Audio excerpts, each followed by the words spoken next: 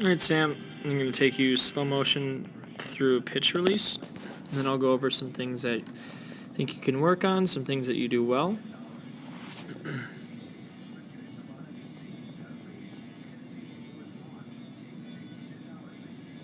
Let's go back. Alright, so I'm going to look at movements early, and if those are good, then we'll go beyond that. So, one, right, as we lift our leg, we should see our head moving away from our back foot and our hip leading, right? So we did that up on the wall where our left butt cheek hits. I see your head moving away. I could have a little bit more hip ahead. So what I'm looking at is right here. This is very much up and down. If we saw just a little bit more hip lead, that would be helpful because that's going to keep our weight over our back leg. But overall, pretty solid one. I tend to like a little bit more counter rotation where our body's turned away a little bit more. And I would see this in your shoulders and your just relative hip position.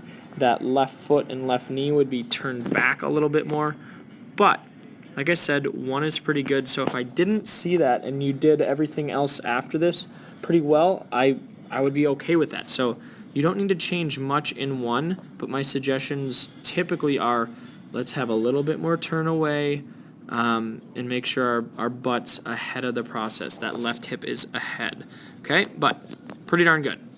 Out of this, we practice two. So when we were up on the wall, we practice that knee going straight down. Okay, watch where your knee goes right here.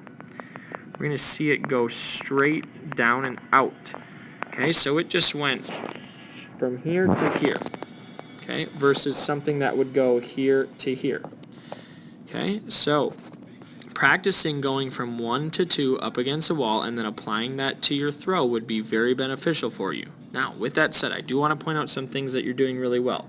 Okay, as you did that, okay, you were moving forward somewhat. Okay, so I look at the angle of your back leg. That's starting to line up a little bit. Okay, it's still not as flat as we'd like it. Okay, but it's getting there. And while you did that, your knee is in a good position. So that torsion, that slight twist out of your back knee is good. So we see this back hip loaded as well. A lot of good things here in your drive leg. So that's very important. So we would want to practice going down into 2, and then that's going to help us move faster down the mound. Start you with that. That's what we are going to need to work on going into block 2.